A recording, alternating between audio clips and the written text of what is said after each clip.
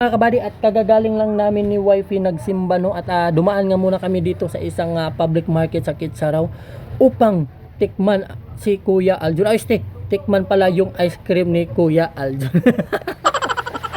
Kasi rinig na daw yung pangalan ni Kuya Aljon dito, mga kabady, no, dahil sa kanyang ice cream na napakasarap. Kaya nung pagtikim ko pa lang, mga kabady, grabe, hindi pa umabot sa aking lalamunan, mga kabady. Napakasarap talaga, mga kabady, at napaka-creamy, no? Kasing sarap ko, mga kabady.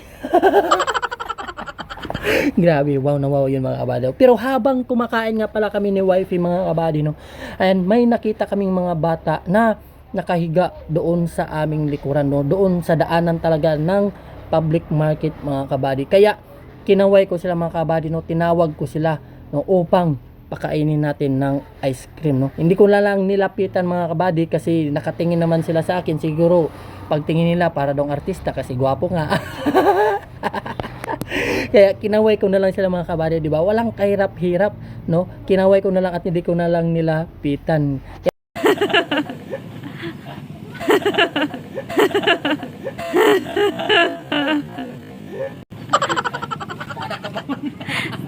Dili si Ja, ajorakan. Sarap, mga kabady, sa kunting bagay lang meron kang taong mapapasaya, 'di ba? Kasi malaking karangalan na rin yan kay Kuya Aljon. Ay, mga kabady, habang naglalakad yung mga bata papunta sa amin, no, nakita ko wala palang mga tsinelas. Grabe, nakakaawa, mga kabady, kasi kung isipin mo, kung ikaw yung nasa kanilang sitwasyon, no, grabe, napakahirap, mga kabady, lalo na sa panahon na yun na sobrang init. Grabe, natiis nila yung mga kabady, no? Interview ko muna sila, mga kabady, no, para malaman ano yung pangalan nila. Ha? Renin? Teka, mo ka. Ano? Ay, samahanop sa higakit? Oy, tagahigakit ko. Sa mga kabady, layo na yung ano, taga mahanop pa. Lugar sa akong part. Kaawa yung mga ganyang bata, mga kabady, no, na nakikita na lang natin sa kalsada, no, sa kalye natutulog, no, naglalakad na walang mga tsinelas. Grabe, ang hirap nun, mga kabady, lalo na pagtirik yung araw. Saka ang hirap nun pag makaapa ka ng matutulis na bagay. Grabe, ang sakit nun, mga kabady, no. Mas masakit pa yun sa hiniwalayan ka ng iyong asawa o jowa, kasi tagos talaga yan sa balat, mga kabady, no, pag yan nakaapak ng matutulis na bagay. May hilo.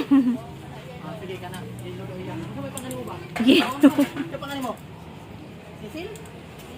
Cecil? Oh, pasikat pangalan. Cecil? Kailangan mo. Ha? Salamat ka. Ay, siya maharong lang yun. Migo mo, migo? Ha? Ayan, kitawag. Wala may hilo. Mura tanan.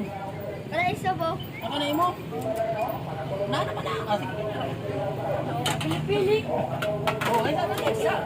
Bago nga sila umalis, mga kabady, ay kinausap ko muna sila ng maayos, no. At pinagsabihan ko silang dalawa na wag magnakaw kasi masama yun, no? Lalo na mga bata pa sila, mga kabady. Kaya tinuruan natin kung ano yung magandang asal, di bali nang manghingi sila. Sa pagkikita namin ulit, mga kabady, bibilhan na natin sila ng tsinelas, no, para at least meron silang sapin sa kanilang paa, mga kabady.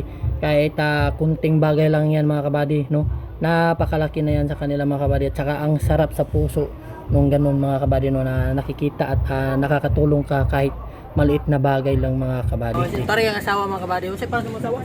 Jean. Si Ate Jean. Ayan, shout out si Ate Jean. Nagbanda siyang bata, mga kabady, no? Ha? Tribo po siya. Tribo po din, mga kabady, si Ate Jean. Taga? Santiago, ganyan. Taga Santiago. Pila edad mo? 22. Siya? 20 tungga ko. Pariharas lang, mga kabady, no? Mga kwan, matured na, 22. Ano. Sila, nauna namin nila, mga kabady, na anak kami going pa. Salamat, kuya. Aljon. Ayan. Tara, mga kabady. Let's go.